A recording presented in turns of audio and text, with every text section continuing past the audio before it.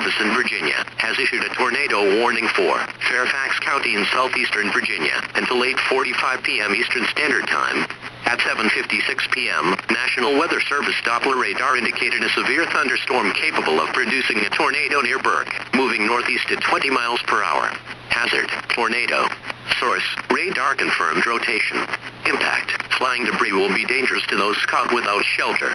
Mobile homes will be damaged or destroyed. Damage to roofs, windows, and vehicles will occur. Tree damage is likely. This dangerous storm will be near Herndon around 8:07 p.m. Locations impacted include Braddock, Springfield, and Adale. This includes Interstate 495 and 395, between miles markers 617 and 644. To repeat, a tornado is on the ground. To protect your life, take cover now.